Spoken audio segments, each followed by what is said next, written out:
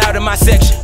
We ain't no regular degular, you little niggas are amateurs. Swagger so dope it's embarrassing. Pull up and tell me the damages. Boy, I murder scene and I'm super clean like Listerine and that Maybelline. So Tampa Bay, the Bucs.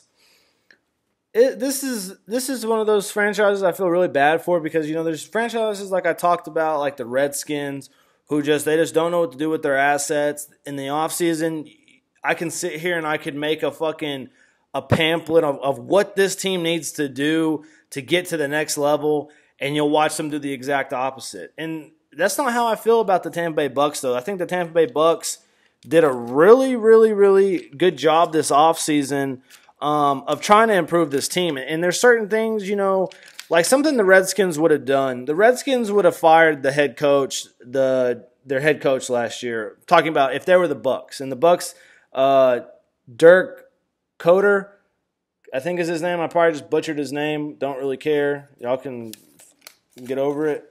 But they were supposed to be like a better team last year. Like they were supposed to be one of the better teams in the division. Now the Saints weren't supposed to be as good as they were, and you know Carolina and Atlanta all played good. So I mean, someone's got to play bad, and you know why not the Bucs?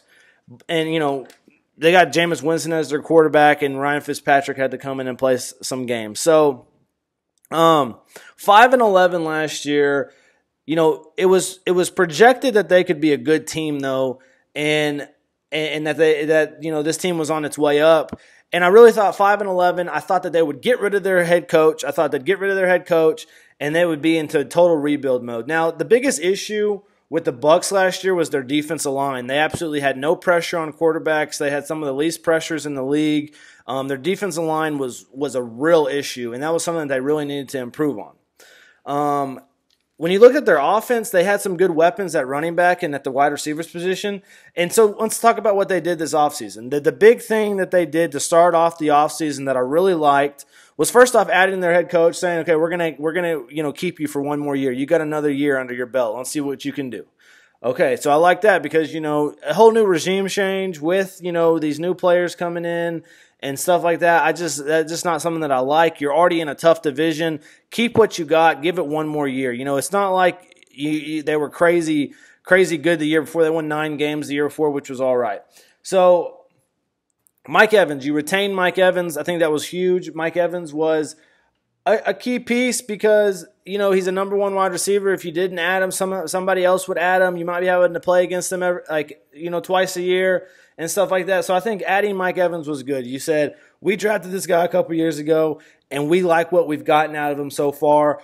We're going to give him a big deal, something the Giants should do, you know, with Odell. They gave Mike Evans. And Mike Evans has not been the best wide receiver in the league, don't get me wrong. But when you're the Tampa Bay Buccaneers, you have to retain the talent that you have. This is what I'm talking about, where the Redskins don't retain the talent that they have in Kirk Cousins. You have to retain the talent that you have in Mike Evans, and they did that. Deshaun Jackson is a good complement to the height of Mike Evans, so I like that. Adam Humphries is one of the most underrated slot receivers in the league. So this wide receiving core is pretty good. It's going to be all right. Donovan Smith, a good offensive lineman. Ali Metcalf, Ryan Jensen. Ryan Jensen's a guy they added from Baltimore this last year. Demare Dotson, Caleb Benedict.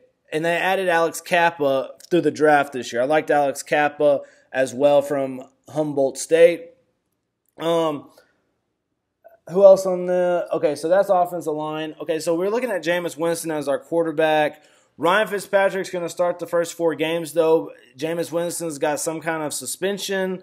I don't really know why or what the fuck's going on with him. I don't really care either.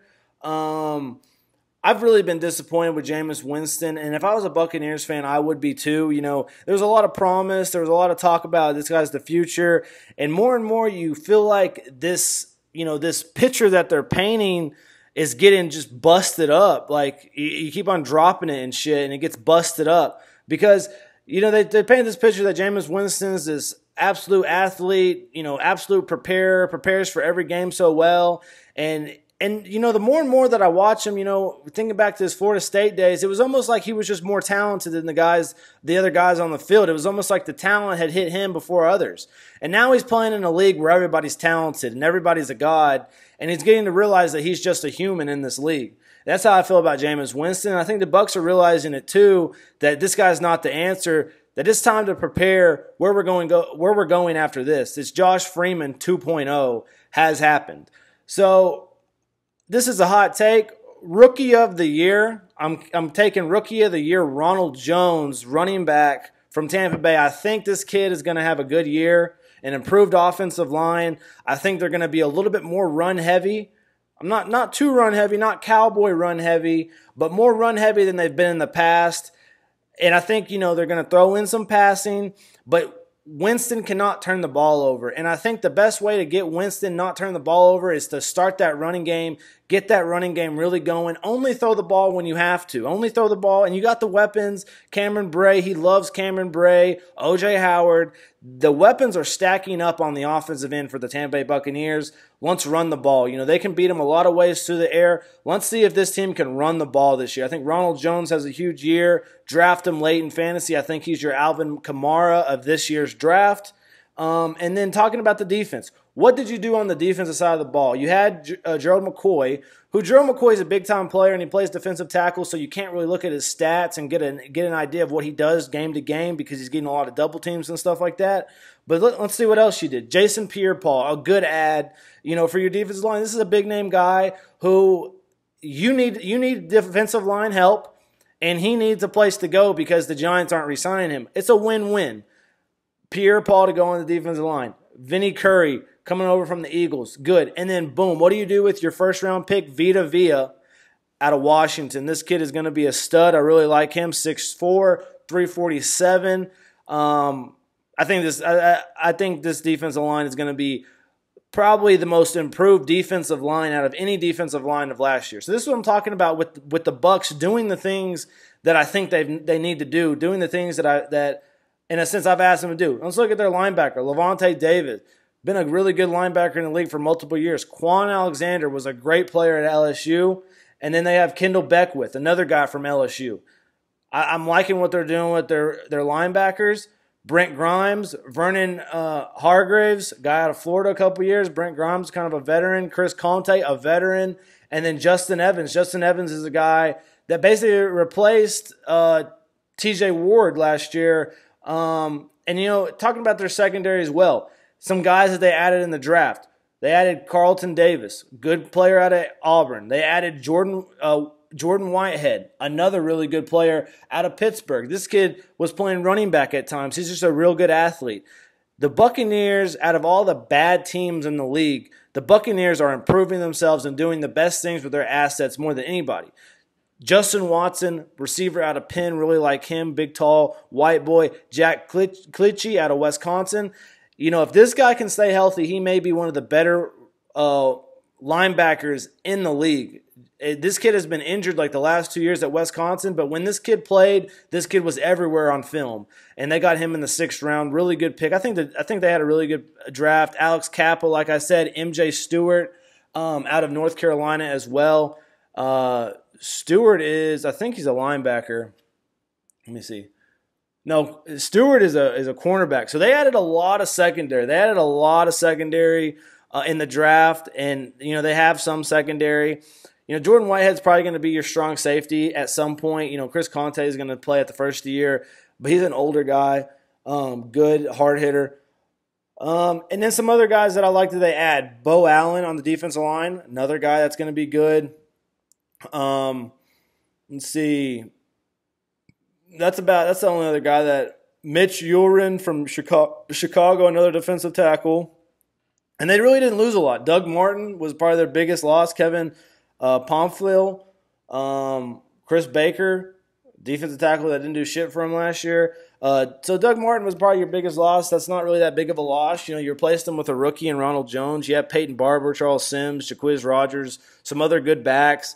That's the only thing I'm worried about, Ronald Jones not being Rookie of the Year is because he's in a pretty crowded backfield. But I think he's a guy that you can draft late, or not draft at all, that you can add, waiver wire week 1, week 2. I think he's going to be a good player for you this year. But for the Bucs, as much as this video is sounding promising and I'm about to tell you that they're going to be making the playoffs or something like that, the fact that Jameis Winston has that 4-game suspension to start the year, I think this team starts, 0-3, 1-3.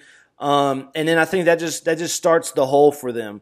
And I think this team could be a real surprise, next year or the year after that. Maybe if they get a quarterback other than Winston, maybe they get a new head coach because, I don't really think this year is going to go that well. And there's a lot of factors. It's not only that this is a young, unexperienced team that only won 5 games last year, had a lot of close games. I will mention that.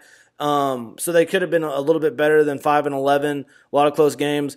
But I just think that, that there's a couple of things that really make it that it's hard for the Bucs. Like I said, what I just mentioned. And then the fact of the division that they play in the division with the Panthers, the Saints, and the Falcons, all teams that were competing for the playoffs last year, all teams that I think will compete for the playoffs this year. So I think this is by far from top to notch the toughest division in the NFC, this NFC South.